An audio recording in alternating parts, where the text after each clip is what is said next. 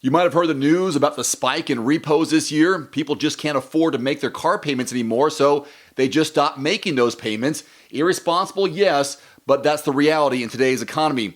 According to Kelley Blue Book, car repos were up 3% in 2022, and it's on a similar trend for 2023. With a crisis of this magnitude unfolding before our very eyes, and it is a crisis, I am here to help you understand why this is happening. So first of all, the typical interest rate on a new car rose to 8.95% in March, up from 5.66% in March of last year, and this according to Cox Automotive. For used cars, the rate hit 11.3% last month, up from 7.7% the year before, and that's according to Edmunds. So I am backing up these numbers. As inflation soars and interest rates are climbing, households are facing increasing pressure on their budgets, making it very difficult for some people to keep up with their car loan payments. During the pandemic, the surge in used car prices forced a lot of people to take out bigger loans for their vehicles. The monthly payments seemed doable at the time in an era of stimulus checks, a tight labor market, surging stocks, for example, but that all changed for a lot of people as the pandemic has left many families struggling financially. Furthermore, the expiration of government relief programs has only made this problem worse. As a result, car loan delinquencies are on the rise, leading to more car repossessions. And get this, the Bureau of Labor Statistics data shows that the U.S. Consumer Price Index for vehicle maintenance and repair rose 12.5% from a year earlier in February. The roughly 14% increase in January was the sharpest jump since 1975. So as the cost of maintaining and repairing vehicles continues to rise, a lot of car owners are basically unable to afford these necessary fixes to keep their cars going.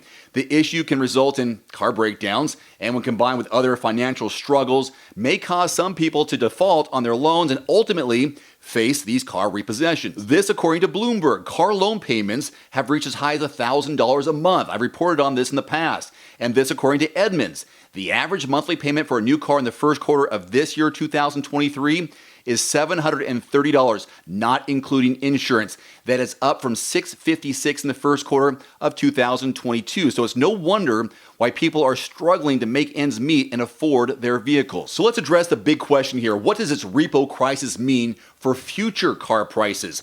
As a number of repo cases increase, we're going to see a surge in used cars on the open market, and this will lead to a decrease in used car prices as dealerships and private dealers scramble to move their inventory as quickly as possible. However, this might not be a linear relationship as the conditions of those vehicles will vary. Now, with rising inflation levels and interest, a lot of you might end up choosing to buy used versus new, and there's a good chance, I think, that dealerships will have to lower the prices of these new cars on their lots to be competitive with used car prices, which would be a flip-flop from what we've seen recently.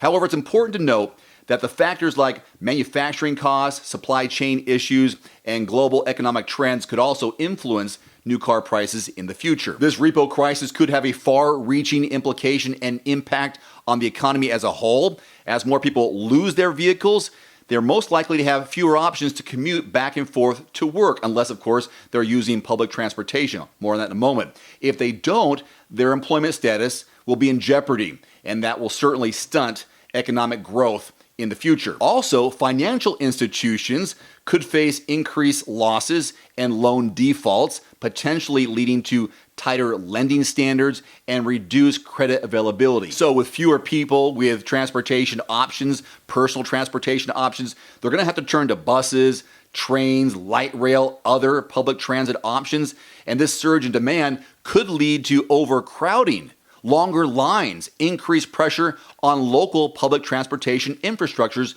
as a whole. While this car repossession crisis may be dire, I do think there are some steps that can be taken to mitigate some of it. Borrowers like yourself should prioritize your car payments and probably get help from a financial advisor. That's always good, not only when it comes to cars. I think local leadership as well as lenders have to work together. I sound like a politician. They have to work together to address this systemic issue contributing to the crisis, such as implementing stricter lending standards expanding public transportation options, and providing more extensive financial education resources to help people avoid making poor financial decisions, ultimately losing their cars, and then, of course, this trickle-down effect. What do you think? Leave your comments below this video. Thanks. Thanks for watching. Please click subscribe and give us a thumbs up. See you next time.